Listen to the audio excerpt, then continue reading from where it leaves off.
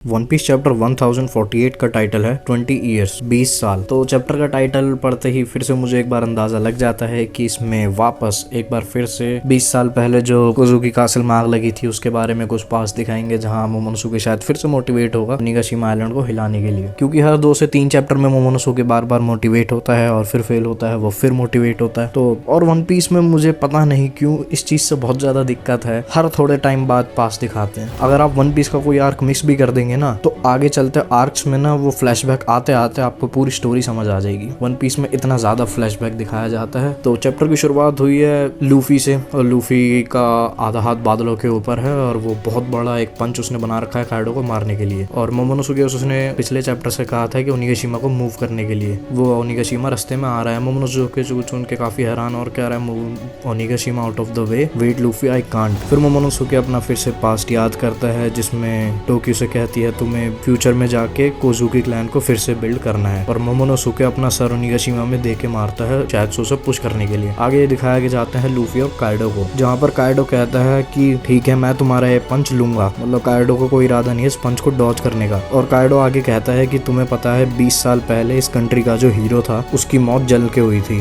मतलब कोजुकी ओडन को जो उसने तेल में फ्राई कर दिया था। और काइडो एक कुछ नई सी फॉर्म लेता है, अपने मुंह से कुछ फायर सी निकालता है जो कि उसकी पूरी बॉडी को कवर कर लेती है, और उसका नाम है अब फ्लेम ड्रैगन टॉर्च। तो काइडो एक लालटेन बन गया है, टॉर्च। और काइडो कहता है कि कोजुकी ओडन के बारे में बताता है कि एक इस कंट्री के हीरो की मौत भी जलकर हुई थी, और उसके बाद से एक लॉलेस प्लेस है, मतलब यहाँ पे कोई भी कानून नहीं चलते हैं, और तुम भी अब उन्हीं में से एक हीरो हो जिसका यहाँ के लोग 20 साल से इंतजार कर रहे थे। लूफी ने काइडो को पहले एक हाथ से पकड़ा हुआ होता है, जब वो बादलों के ऊपर होता है उसका एक हाथ लंबा आके काइडो को पकड़ के रखता है, लेकिन काइडो के इस फॉर्म के आने से लूफी का हाथ जल जाता है और लूफी काइडो को छोड़ देता है। मतलब काइडो इस वक्त आग की तरह बन चुका है, बहुत ज्यादा वो गर्म है। और उसके बाद काइडो ऐसे ही वहाँ घूम रहा होता है, काइडो की बॉडी टच होती है टेल ओनिगाशिमा आइलैंड पे, जो वो सींग है, जो सींग साबुत है, जो कटा नहीं हुआ उस पे, और काइडो के टच करने से वो सींग पिघल जाता है। तो काइडो इस वक्त बहुत ज्यादा ही गर्म है, और मेरे को उम्मीद नहीं थी अब काइडो के पास कोई भी स्किल्स बची हुई होगी, लेकिन काइडो ने अब तक अपनी ये स्किल बचा के रखी थी। और काइडो उससे कहता है कि तुम मुझे पंच करो और तुम्हारा जो फिस्ट है वो पिघल जाएगा। तो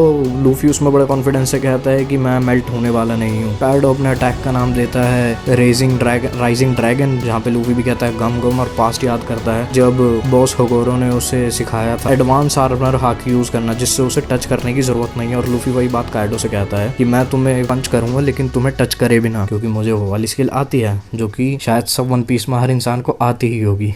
और लूफी के अटैक का नाम है गम गम बजरंगन, और ये बजरंग का मतलब है बजरंग बली, अपने हनुमान जी। और ये चीज मैं मजाक में नहीं कह रहा हूँ, ये चीज बिल्कुल सच्चाई है। बजरंग का मतलब सच में हनुमान जी ही है, अपने बजरंग बली। अब लूफी ने इतना बड़ा पंच बनाया, उसका कुछ तो नाम देना ही था। उससे पहले उसका नाम था एलिफेंट गन, लेकिन ये तो एलिफेंट गन से भी बहुत बड़ा पंच है, तो इसका नाम है बजरंग। तो बजरंग बली की जय। और काइडो भी उस पर अटैक करता है, जिस अटैक का नाम है राइजिंग ड्रैगन फ्लेम बागुआ, जो कि काइडो के कुछ लिमिटेड अटैक्स में से एक है, जो उसने फिर से एक बार किया। और लूफी का पंच और काइडो का अटैक दोनों कोलाइड होते हैं और आगे की स्टोरी बदल जाती है, मतलब पैनल चेंज हो जाता है जिसमें लूफी और काइडो नहीं है। यहाँ पर दिखाया है ओनिगाशिमा कासल को अंदर से, जहाँ पे किनेमोन जमीन पे पड़ा हुआ है, और जो जिराफ वाला बंदा था उसने गलती से किनेमोन को गिरा दिया है, और वो चेक कर रहे हैं कि किनेमोन जिंदा है या नहीं। और समुराई वहाँ पर काफी खुश से हैं, चाहे समुराई वहाँ पर मरने वाले हैं लेकिन फिर भी खुश हैं कि लूफी काइडो को हराने वाला है, और लूफी को कहते हैं कि काइडो को हरा दो। फिर से दोबारा एक पास्ट आता है जहाँ पे कोजुकी ओडन को तेल की कढ़ाई में डाला हुआ जा रहा होता है, उसे गर्म किया जा रहा होता है, और लोग देख के काफी ज्यादा दुखी होते हैं। वहाँ पे 9 डेड स्कैबर्ड्स दिखाए जाते हैं, ओरोची काइडो पास्ट जैसा कि हमने कई बार पहले भी देख चुका है। उसके बाद फिर से यहाँ पे दिखाया जा रहा है कि 9 डेड स्कैबर्ड्स भाग रहे होते हैं, ओरोची उनका पीछा करता है, और ओरोची बताता है कि वो कीबी की तरफ भाग रहे होंगे और उन्हें मोमोनोसुके को प्रोटेक्ट करना है। तो काइडो कहता है कि अच्छा ओडन का एक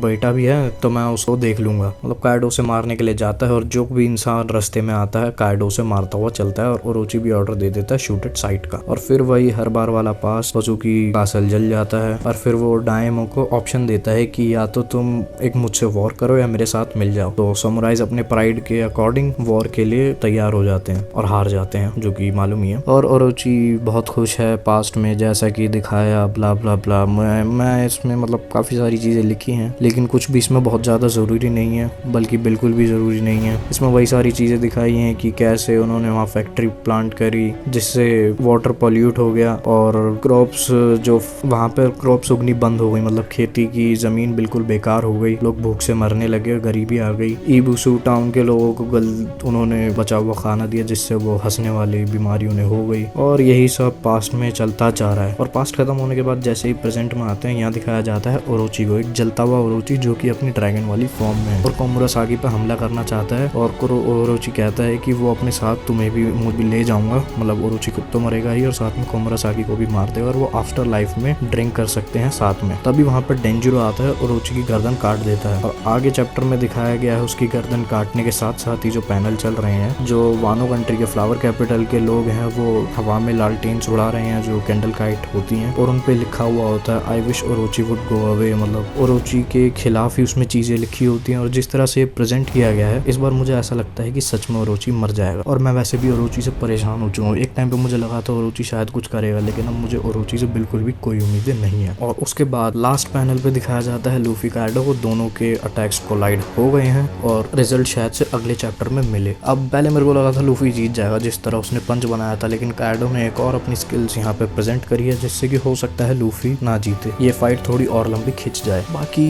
जो भी होता है वो हमें आगे ही पता चल पाएगा। और अगर मैं इस चैप्टर का एक ऑल ओवर रिव्यू दूं तो मुझे चैप्टर पसंद नहीं आया क्योंकि इसमें बहुत ज्यादा पास्ट दिखाया गया है और मैं वन पीस की इसी चीज से काफी ज्यादा परेशान हूँ। वन पीस में इतना ज्यादा पास्ट दिखाया जाता है कि कई एपिसोड काफी ज्यादा लंबे हो जाते हैं बिना किसी वजह के, बिना किसी स्टोरी के। वन पीस के कुछ एपिसोड्स और कुछ चैप्टर्स को काम का खींचा गया है, जैसे कि ये वाला चैप्टर काम का खींचा गया था, इसकी कोई खास जरूरत नहीं थी। लेकिन बजरंग पंच देख के मैं बहुत ज्यादा खुश हुआ। मैं चाहता हूँ एक बजरंग पंच बहुत ज्यादा काम है। तो आज की वीडियो के लिए इतना ही। अगर आपको वीडियो अच्छी लगी हो तो लाइक, सब्सक्राइब एंड शेयर।